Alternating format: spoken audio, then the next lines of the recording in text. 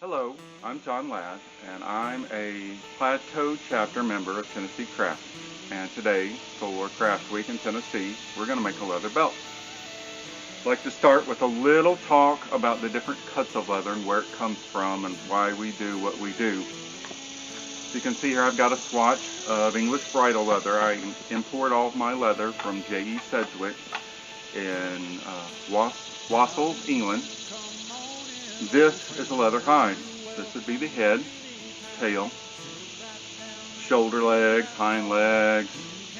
Now, most of the leather that you see is going to come like this, but depending on its purpose, leather is tanned and named for its purpose. Harness leather makes harnesses, bridle leather makes bridle, upholstery leather makes chair seats and leather couches. And so we choose bridle leather. For those that are not familiar, the bridle is the piece that goes on the horse's head. It's how you drive the horse. And I choose that because that's supposed to be the strongest leather, because if your bridle breaks, you're in trouble. But it's also supposed to be the most attractive leather because it goes on the horse's head. And I think for making a leather belt, those are the two things that you want. You want a nice looking belt, and you want to make sure it holds your pants up. So our leather is typically cut right here in the back. These are the sides. This is the belly. It's stretchy, and this type of leather, it's fairly useless. It's almost always cut off. So we would be cutting this off and cutting this off. And these hind quarters right here, which are split along the backbone, are called either a bend or a butt, depending on the length that's cut. Typically, the shoulder is cut across this way and kept in one piece. A lot of belt makers will use the saddle or the shoulder leather because it's a little shorter, but it'll accommodate most people. It's a good way to save money. But if you're talking about making the best leather, you're going to be making a piece from right here along the bend or the butt. This is an English bridle. This is a butt. It's a little shorter. A bend, the whole piece would be 60 inches in even the shortest spot. As you can see, on the underside here, you got a nice tight grain pattern, and you can see English bridle leather is treated with greases and wax and tallow on both sides. It's going to help give a little water resistance and keep the leather for a long time. This would be a shoulder cut across the same way. Here's the line separating it from the bend in the butt. As you look on the back here, you can see these edges. You can see this speckling in here. It's a little looser fiber. Cows, like most animals, rut with their shoulders. And there's no tail long enough to swat the flies away, so barbed wire scars and bug bites are primarily going to be on this shoulder piece. So again, that's another reason why that's a lesser cut of the two. Now, as we say, we take our piece from the bend of the butt, and I've got a shoulder piece here. We're going to start from the beginning. Got a little piece here for brevity. We're going to use a small piece, but we'll show you how we do this. We've got a pistol grip draw gauge. Got our pistol grip here. There's two screws. You can adjust your blade for sharpness. You've got a little ruler here that adjusts the width of the cut you're doing. So if you want a wider belt, right now I've got it set at 1.5 inches, so that's what we're going to cut. But you can get down to a smaller cut or a wider cut, depending on what you're doing. So we're going to take this and we're going to line up our leather right here along the edge. We're going to get a good start, and we're going to pull this straight across, and we want to keep constant pressure the whole way so that we get a nice straight cut. And of course we would be doing that with our bend, and we would cut a nice straight edge to start us with before we go all the way. So right now we've got a strap here that we're going to now bevel the edges. As we cut this, you get a nice flat straight edge, but a belt is round. It's supposed to go through your loop, so we want to add some roundness to that. So the next step we're going to do is we're going to take an edge beveler. We're going to use this little bit right here, and we're going to run along these edges. I'm going to step back here and show you, and we're going to clean up all 4 of these edges. So we've got our edge beveler here. We've got our piece over here, and I always like to say, if you listen to your tool, it will show you how to use it. So the proper technique for this tool, you've got a rounded edge here. It's going to sit right in the palm of your hand. That's how you're going to know that you're holding it just right. So we're going to take that, get about a 40-degree angle, and we're going to run the length of this strap, and we're going to take off just a hair on each side so that we've got a nice rounded edge. And this is another thing where constant pressure is what you're looking for. Any little jerk or tear is going to make your life more difficult.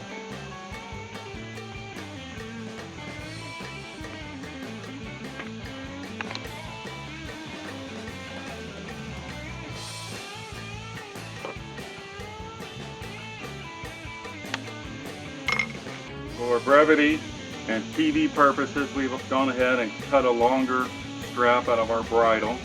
Gone ahead and beveled both edges, and then we'll start working on this to make our belt. And we've got our strap here.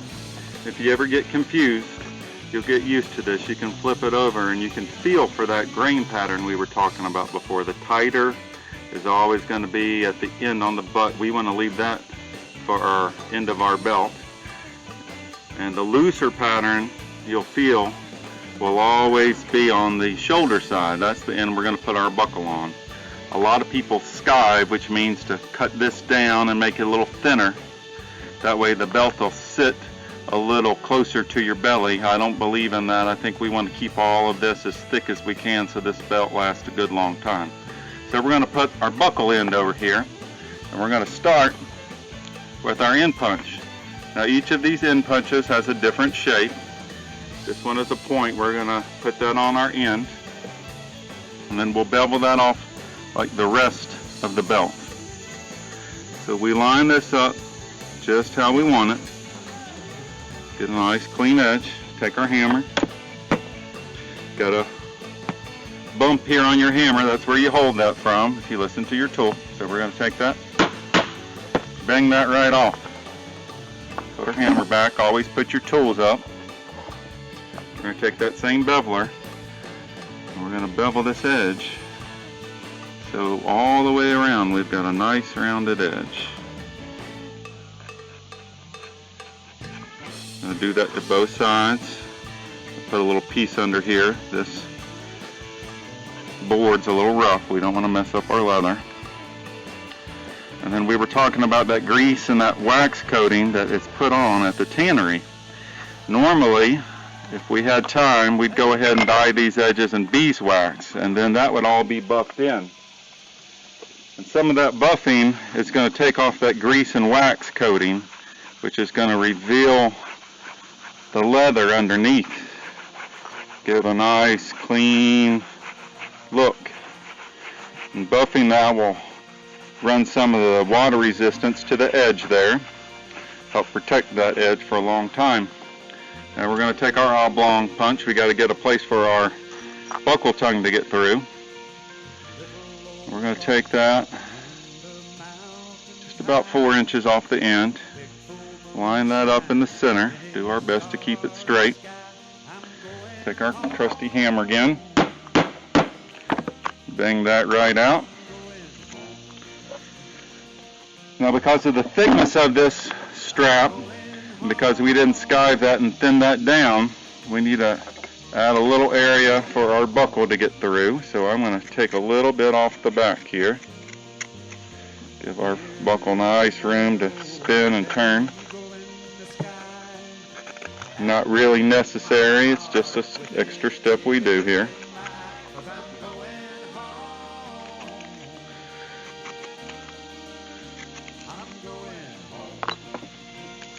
Get a little bit of moisture in there. We can take one of our tools here, burnish that edge so there's no loose fibers there to catch on your buckle.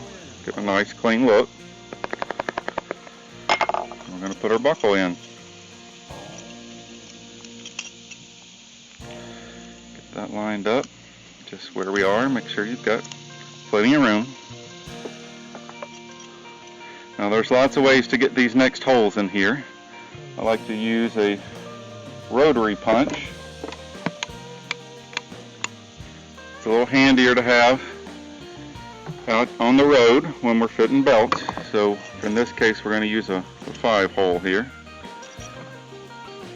Line up our buckle. I'm going to get that as the center as you can. Check both sides. Make sure you're in the right spot. Give a little twist. Got our hole here. First thing we need here is our screw. These have little burrs on the back. That's going to help it catch that leather, keep it from spinning around. Take a screw here. Get our little trusty screwdriver. And we're just about halfway done here. The next thing we need to do is get a leather keeper to hold our tongue when that goes through. Hold our belt strap as we go through. I've already got another piece here. This is about 5/8 of an inch.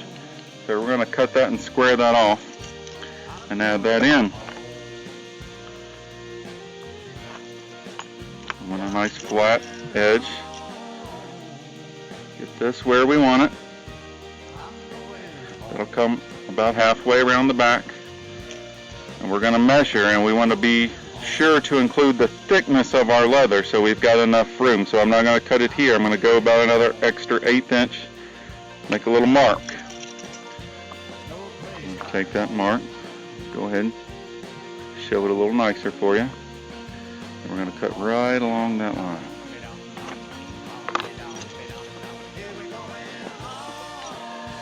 Now we have our loop staples. These are little brass pieces. Most people save the 3 cents and only put 1 in. We like to go ahead and put 2. So we're going to hold that and we're going to mark where our holes need to be. Go ahead and put 2 holes in there. And then we'll take our rotary punch again and we're going to change our hole.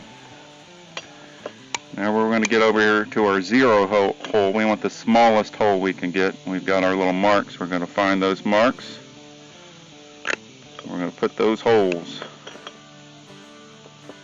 All of the boys was a-peeping through the crack. Good John Lee Allen's old run-down shack.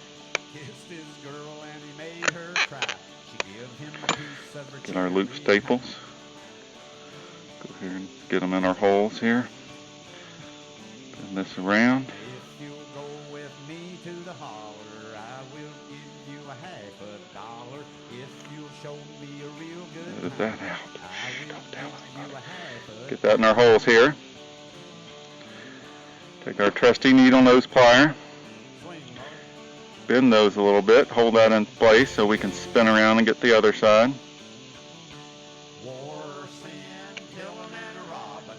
And we want to tighten those, flatten those down. Hold that in place.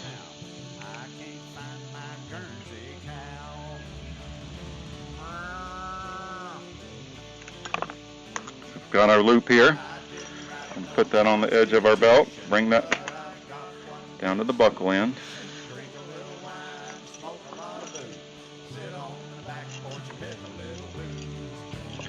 And we need another screw here to hold that in place.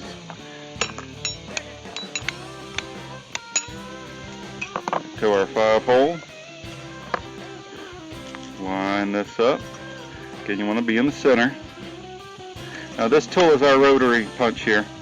Again, I keep talking about tools. This is curved here because you want to hold this in the palm of your hand. There's even a little indentation right here. That's where your pinky goes. That's how you know you've got it right. You're going to get more torque the farther back you hold it. So you're a little stronger back here at the back. Don't try to choke up on anything. So we're going to get that, line that up. Make sure our hole is exactly where we want it. Make sure you're lined up on the sides of your leather. Check the back. A little twist. And quite all the way through the bottom there. Let's do that again. Get our screw. We'll use this screw here.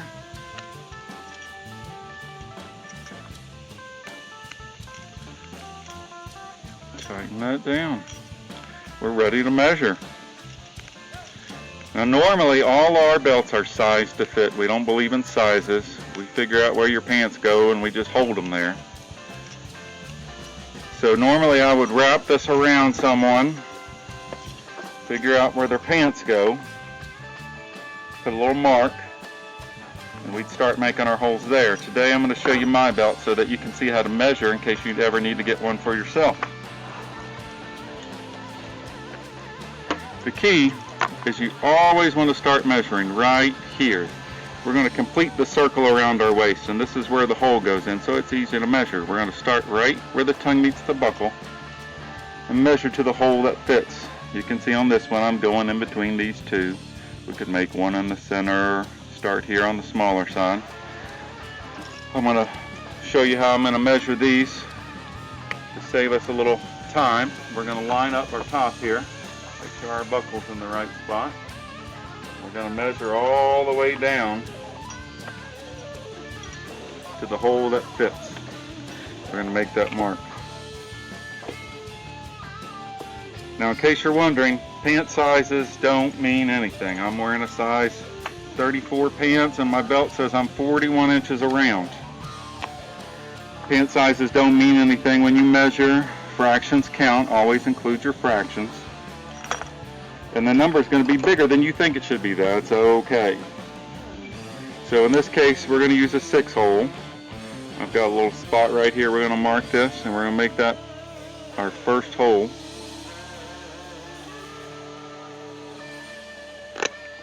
We want to give you 2 holes for bikini season, and we want to go Thanksgiving and Christmas on this other side. Give you a little room to go both ways.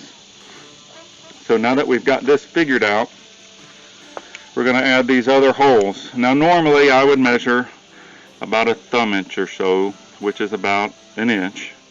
But depending on the person, depending on where you like to wear your pants, you can adjust accordingly. If you're making one for yourself, you want some bigger holes, or you've got a bigger buckle, you can move this anywhere.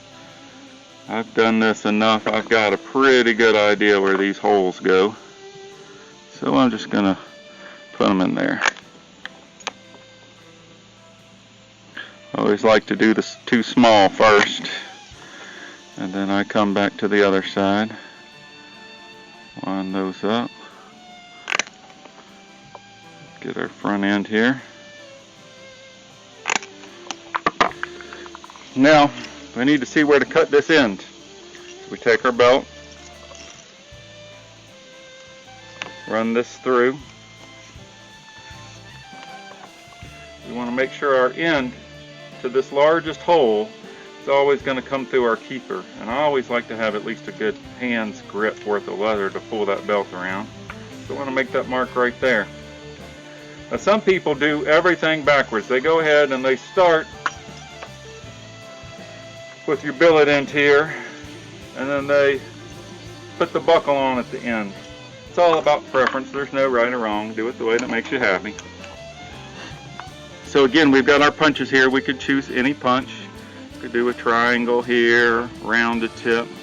We're going to go ahead and we're going to finish up with the straight tip again. So we've got our mark. Line our point up right on that mark, just like we did before. Try to keep everything straight. It's always best to go a little bigger than a little smaller in case an accident happens. Accidents do happen. Get that.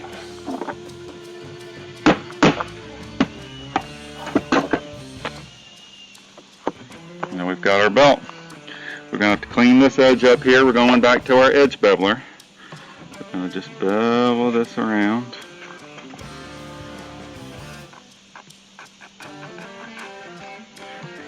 A chance to clean up any loose edges here. Don't worry if you stick that through your finger. I've done it a lot. It only hurts the first time.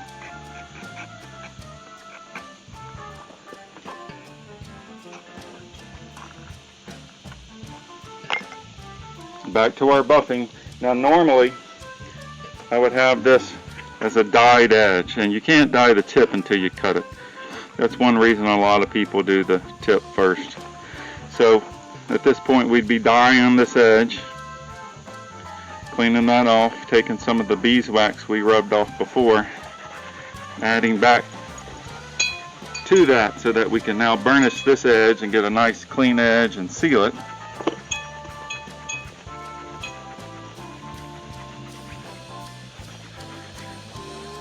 And then we would be going back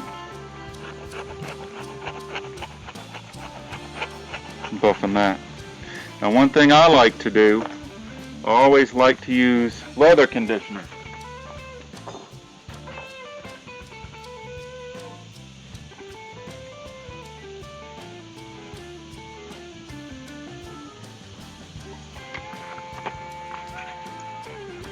So we make our own brand of leather conditioner here. It's beeswax and fish oil and tallow. Before we send anything out, we like to make sure it's nice and conditioned. Any natural oil, if you found your grandfather's old belt, you've noticed it's started to crack. What's happened there is it's lost its oils. If you add a little oil back, it'll start to come back alive. The thing that hurts leather the most is water, not because the water hurts it, but as it dries, it takes the oils with it. So if you can put those oils back, you'll get that many more years out of it. Any kind of natural oil, a lot of shoe stores and western stores will sell you neat's foot oil like Clean and Neat or Lexol. You always want to be careful when you're buying commercial conditioners. You don't want anything for upholstery leather or automotive leather. Those things are treated with a flame retardant. So you're not really treating the leather, you're putting plastic back on the surface. We want a natural oil, coconut oil, olive oil, beeswax. And we buff that in, and that starts to really shine and show that off.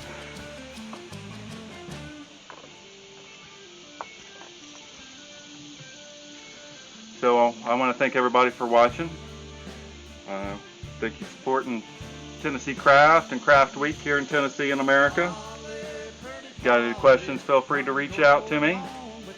Thanks for making a belt.